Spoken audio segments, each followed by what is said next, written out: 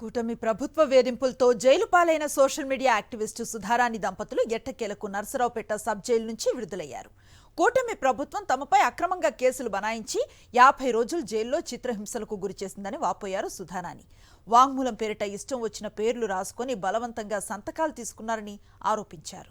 ఆరోగ్యం బాగా లేకపోయినా తనను తన భర్తను ఎన్నో కష్టాలు పెట్టారంటున్న సోషల్ మీడియా యాక్టివిస్టు సుధారాణితో మా ప్రతినిధి అశోక్ ఫేస్ టు ఫేస్. కూటమి ప్రభుత్వం చిలకలూరుపేట నియోజకవర్గానికి చెందిన పెద్దిరెడ్డి సుధారాణి దంపతులపైన అక్రమ కేసులు బనాయించింది. దాదాపు 50 రోజుల పాటు జైల్లో ఉన్నారు. వాళ్ళు ఇప్పుడే జైలు నుంచి విడుదలయ్యారు. సుధారాణి మనతో ఉంది. అసలు ఏం జరిగిందమ్మా, ఏమంటారు? అసలు మేము తెలంగాణలో గుడికి వెళ్తుంటే నా భర్త నేను పిల్లలతోటి చిలకలూరుపేట సిఏ గారు వచ్చి మమ్మల్ని వేధించి అసలు ఎందుకు సార్ ఎందుకు అరెస్ట్ చేస్తున్నారంటే కూడా చెప్పకుండా మా వారిని కొట్టి కారు ఎక్కించి అక్కడ నుంచి తీసుకొచ్చి చిలకలూరుపేట రూరల్ స్టేషన్లో మా పిల్లల్ని మా నుంచి లాగి పక్కన పడేసి మమ్మల్ని ఇద్దరిని స్టేషన్లో ఉంచి 2 రోజులు గదిలో ఉంచి అసభ్యంగా ఇంకా ఎలాగంటే అసలు ఆ తిట్లు ఎస్ఐఎస్ఏ ఇద్దరు తిట్టడం పని 2 రోజులు రావటం గంటకు రావటం తిట్టడం కొట్టడం.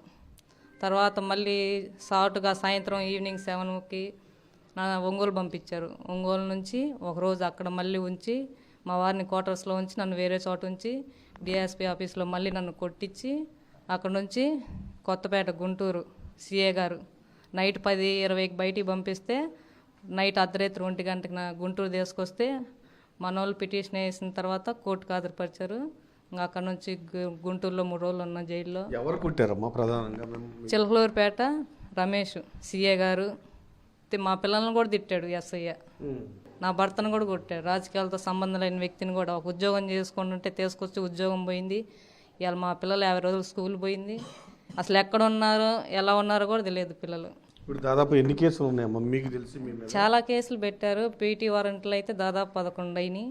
ఇంకా ఎన్ని పెడతారో తెలియదు, ఇంకా ఎంత హింసిస్తారో కూడా తెలియదు. జడ్జి గారికి చెప్పాము, ఇట్లా సిఏ గారు మమ్మల్ని ఇలా ఇబ్బంది పెట్టారు, మేము ఏ తప్పు చేయలేదు, అసలు నాకు సంబంధం లేని విషయం, నా భర్తకు కూడా సంబంధం లేదు, తీసుకురావటం వాళ్ళ ఇష్టం వచ్చిన స్టేట్మెంట్లు రాసుకుంటాం, తిట్టడం కొట్టడం ఇదే పని.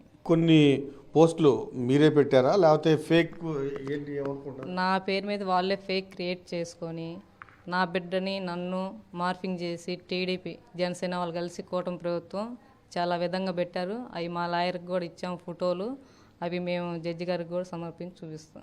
కూటమి ప్రభుత్వం అంటేనే ఇబ్బంది పెట్టే ప్రభుత్వం, ప్రజలకు చేయడానికి కాదు. అది కక్ష తీర్చుకోవడానికి వచ్చారు, కక్ష తీర్చుకుంటున్నారు.